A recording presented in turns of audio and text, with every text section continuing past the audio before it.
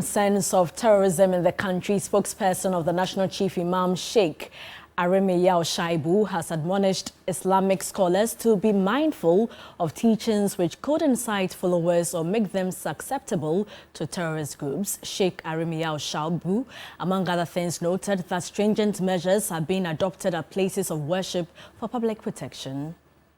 There are interpretations and the brands of Islamic interpretations that usually, encourages or gives a certain extremist tendencies to the young people who may open their arms and welcome terrorists when they come into our communities. Such scholars, if there are, we should be able to find out and monitor how people are preaching. So if the preaching is the hot type, which really urges the young people to become radicalized, then we target them and advise them to tone down the approach of their preaching and the type of interpretation they put on the Quranic text and the tradition of the Prophet Muhammad, peace be upon him.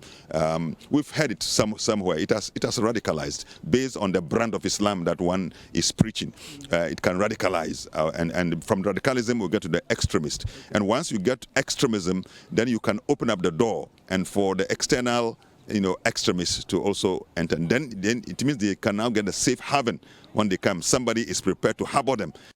The National Network Coordinator of the West African Network for Peace Building, WANEP, Albert Young, underscored the need for government to scale up border control.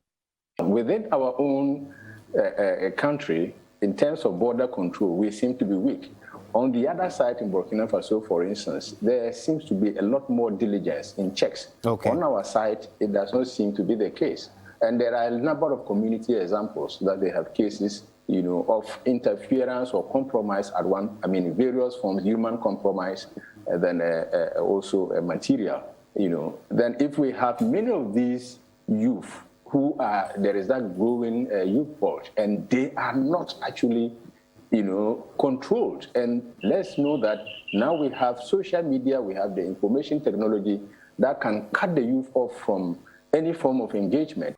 Meanwhile, government has served notice to begin a series of citizen engagement and lectures across the country to increase awareness on the terrorism threat.